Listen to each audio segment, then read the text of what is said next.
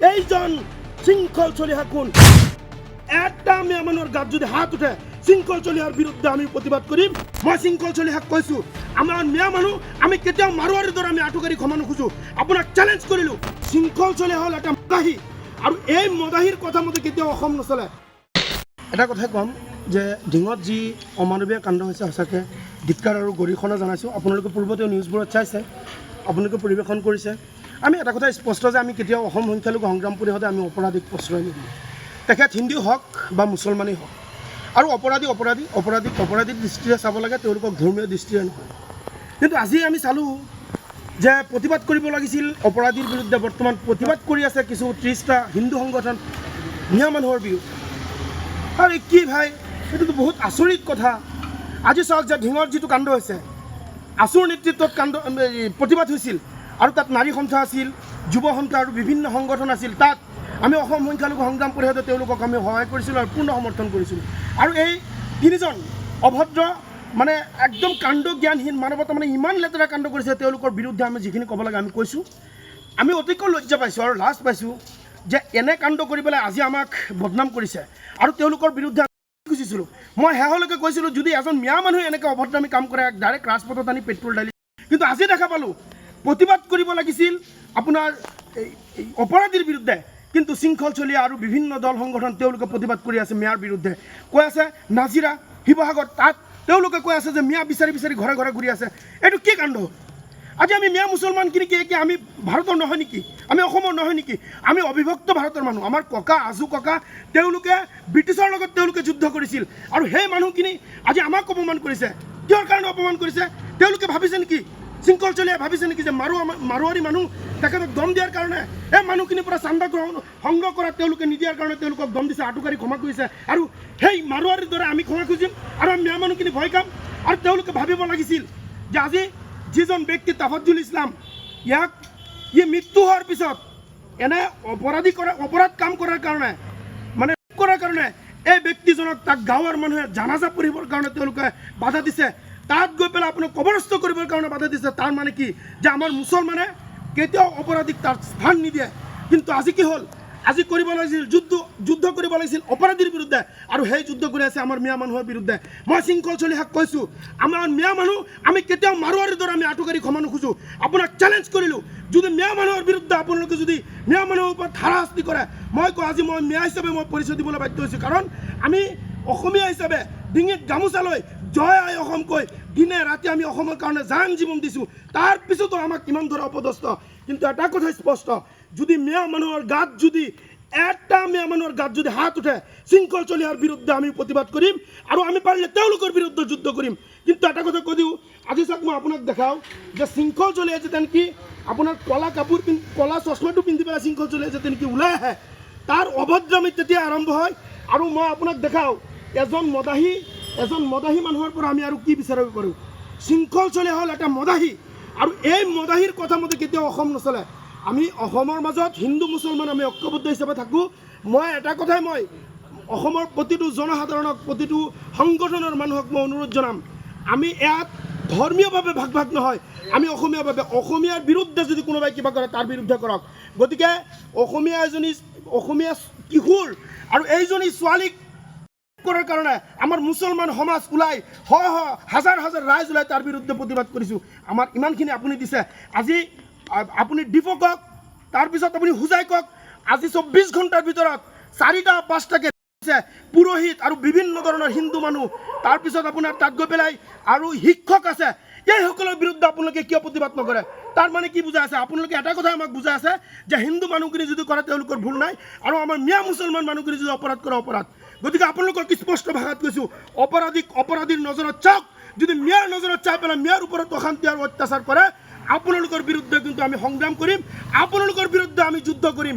আমি এটা মিয়া মুছলমানৰ ওপৰত আপোনালোকে হাত তুলিলে কিন্তু আপোনালোকৰো খবৰ আছে। ক'ত ৰচিত মণ্ডলক আপুনি কৈছে যে বিহু দেখুৱাই দিব, আৰু ইমান ফুটুৱামি কথা।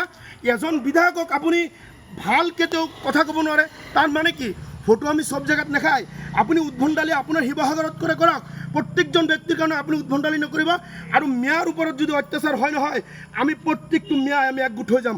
আৰু এটা কথা স্পষ্টভাৱে কৈ আছোঁ, যিসকল 5 টকীয়া টুপি পিন্ধি পেলাই গৰিয়া মানুহ আছে নহয়, যিসকল 5 টকীয়া টুপি পিন্ধা গৰিয়া মানুহ মই তেওঁলোকক কৈ আছোঁ আপোনালোকে ভাবিছে যে আমাৰ মিয়াৰ ওপৰত দুখ জাপি দিব মই কৈ আছোঁ গৰিয়া মানুহৰ প্ৰত্যেকটো মছজিদত যিসকল ইমাম আছে গৰিয়া মানুহৰ যিসকল মাদ্ৰাছাত ইমাম আছে প্ৰত্যেকটো ইমাম আমি বৰ্জন কৰি দিম গৰিয়া মানুহৰ লগত আমাৰ কোনো ধৰণৰ সম্পৰ্ক নাৰাখোঁ তেওঁলোক যি সময়তে যাৰ চাব হিন্দু মানুহৰ লগত যদি তেওঁলোকৰ ভাল তাত গৈ পেলাই ছাইড লৈ যায় মুছলমানৰ লগত আমাৰ মিয়া মানুহখিনিৰ লগত ভাল ছাইড লৈ যায় গতিকে গৰিয়া মানুহখিনিক আপোনালোকক কৈ আছোঁ মোৰ মা গৰিয়া হয় তাৰপিছতো মই আপোনালোকক কৈ আছোঁ ভাগ কৰিব বিচৰা নাছিলোঁ যিসকলে মিয়া মানুহৰ বিৰুদ্ধে প্ৰতিবাদ কৰিছে নহয় আপোনালোকক কৈ আছোঁ 5 টকীয়া টুপি পিন্ধা গৰিয়াবোৰক কৈ আছোঁ আপোনালোকৰ মছজিদত আমাৰ মিয়া যিসকল ইমাম আছে আমি বৰ্জন কৰি দিম আপোনালোকৰ তাত গৈ পেলাই নামাজ পঢ়োঁতে মিয়া মানুহ লাগে জানাজা পঢ়োঁতে মিয়া মানুহ লাগে বিয়া পঢ়োঁতে মিয়া মানুহ লাগে আৰু গালি মিয়াক পাৰিব তাৰ মানে কি ধৰ্মৰ ক্ষেত্ৰত আপোনালোকক ৰিপ্ৰেজেণ্ট কৰিব মিয়া মানুহ আৰু তাৰপিছত আপোনালোকে গৈ পেলাই যেতিয়া নেকি অৰ্ধ উলংগ কাপোৰ পিন্ধি পেলাই আপোনালোকে মানে যিটো নেকি আমাৰ মুছলমান ধৰ্মত নাই সেইখিনি কাম কৰোঁতে আপোনালোকে মিয়াক বেয়া পায় গতিকে কৈছোঁ মই গৰিয়া মানুহখিনিক কৈছোঁ আপোনালোকে ভদ্ৰতা বজাই ৰাখক আপোনালোকে মুছলমান পৰিচয় দিয়ক আপোনালোকে কিন্তু কোনো ভাগ পৰিচয় নিদিব যদি ভাগ পৰিচয় দিয়ে আমি মিয়া একগোট হৈ গ'লে কিন্তু আপোনালোকৰো ভেজাল আছে মই চিধা কথা কৈছোঁ শৃংখল চলিহাক কৈছোঁ এটা কথা স্পষ্ট ভাষাত কৈছোঁ আমি মিয়া মানুহ মাৰোৱাৰীৰ দ্বাৰা কেতিয়াও কিন্তু আঁঠুকাৰি আমি ক্ষমা নোখোজোঁ আমি মিয়া মানুহ অবিভক্ত ভাৰতৰ মানুহ আমি এই দেশৰ অসমৰ ভাৰতৰ নাগৰিক আপোনাৰ যিমান ক্ষমতা আছে ইমান ক্ষমতা মোৰ আছে ইমান অধিকাৰ মোৰ আছে মোৰ অধিকাৰ খৰ্ব কৰাৰ এইজন শৃংখল চলিহা কোন আপুনি শৃংখল চলিয়া আপোনাৰ কলা চশমা পিন্ধি পেলাই আপুনি যদি অশৃংখল পৰিৱেশ সৃষ্টি কৰে তাৰ বিৰুদ্ধে সংগ্ৰাম আমি কৰিমেই সংগ্ৰাম পৰিষদক কোনো ৰোধ কৰিব নোৱাৰে বৰ্তমান আমি অসমীয়া হিচাপে আমি নিজকে পৰিচয় দিবলৈ খুবেই লজ্জা পাইছোঁ আৰু বিশেষকৈ ঢিঙৰ যিটো কাণ্ড আছিলে আমি বিচাৰিছিলোঁ যে তিনিজন অভদ্ৰ পাষাণ্ডো আছিলে এজনী কণমানি কিশোৰী স্কুলীয়া ছাত্ৰীয়ে তাইক কৰিছিলে আৰু আমি আছুৰ লগতে তেওঁলোকৰ নাৰী সন্থা আছিলে বিভিন্ন সন্থাই মিলি তেওঁলোকে যিটো যৌথভাৱে তেওঁলোকে প্ৰতিবাদ কৰিছিলে প্ৰতিবাদত আমি অসম সংখ্যালঘু সংগ্ৰাম পৰিষদে সম্পূৰ্ণ সহযোগ কৰিছিলোঁ কিন্তু অতিকে দুখজনক আৰু লজ্জাজনক বিষয়টো হ'ল যে আন্দোলনটো কৰিব লাগিছিল প্ৰতিবাদটো কৰিব লাগিছিল যিসকল হিন্দু সংগঠন আছে 30টা হিন্দু সংগঠন ঐক্যবদ্ধভাৱে তেওঁলোকে আপোনাৰ শিৱসাগৰত প্ৰতিবাদ কৰি আছে প্ৰতিবাদ কৰিব লাগিছিল অপৰাধীৰ বিৰুদ্ধে বৰ্তমান প্ৰতিবাদ কৰি আছে তেওঁলোকে মিয়াৰ বিৰুদ্ধে আমি অতিকে লাজ পাইছোঁ যে আৰু বিভিন্ন সময়ত তেওঁলোকে কৈ আছে যে আমাৰ মিয়াই কৰিছে অসমীয়া ছোৱালীক এতিয়া মই যদি দেখাওঁ আজিৰ দিনত আপোনালোকে চাব পাৰিব যে ডিফুত পূজাৰী কামনা বলি 10 বছৰীয়া নাবালিকা পূজাৰী খান সিং ৰংহাং আৰু ইয়াত বিভিন্ন ধৰণৰ এনেকৈ এইবাৰ পুৰোহিতৰ জঘন্য কাণ্ড আৰু যদি আপুনি এনেকৈ চাই ডিফুতো হৈছে মানে বিভিন্ন ধৰণৰ আজি 24 ঘণ্টাৰ ভিতৰত প্ৰায়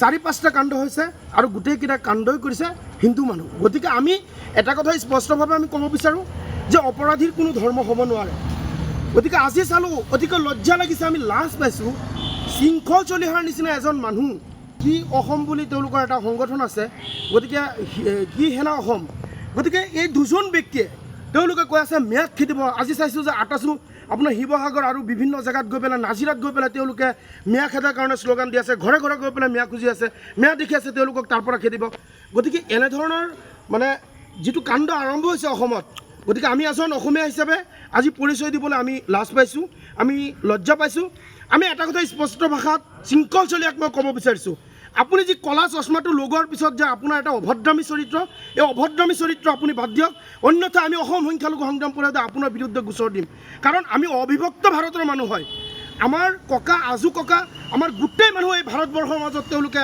ইয়াত থাকি পেলাই জংঘল চফা কৰি পেলাই শস্য খেতি উৎপাদন কৰি আপোনালোকক দিছিলে আৰু অসমীয়া ৰাইজক শিকাইছিল যে আপোনালোকে এনেকৈ আপোনাৰ খেতি কৰিব লাগিব খাব লাগিব বা বিভিন্ন ধৰণৰ বনিয়া হিচাপে কাম কৰি পেলাই ৰাইজৰ সন্মুখত এইখিনি আগুৱাই দিছিলে কিন্তু আজি কি হ'ল আমাৰ মুছলমান দেখিলে তোমালোকে এনেধৰণৰ অদ্ভুত মন্তব্য কৰি দিয়া গতিকে কওঁ যে নিজৰ পেট পোহাৰ কাৰণে সংগঠন কৰিছে আজি যদি আমাৰ যিমান তেওঁলোকৰ নেতা আছে প্ৰত্যেকটো নেতাই মুছলমানক গালি নিদিলে তেওঁলোকে নেতা হ'ব নোৱাৰে আৰু মই এটা কথা কওঁ যদি আমাৰ মিয়া মানুহখিনিক আপোনালোকে গালি পাৰে যদি নেতা হ'বলৈ ইচ্ছা আছে আপোনালোকে হওক তাত কোনো বাধা নাই কিন্তু আমাৰ মিয়া মানুহখিনিক আপোনালোকে ইমান অপদস্থ কিয় গালি পাৰে আমি মানুহ নহয় নেকি আমি এটা কথা স্পষ্ট ভাষাত অসম সংখ্যালঘু সংগ্ৰাম পৰিষদে আমি কৈ দিছোঁ, এনেধৰণৰ মন্তব্য কৰিলে মনত ৰাখিব আমি আপোনালোকৰ বিৰুদ্ধে আমি যুদ্ধ ঘোষণা কৰিম।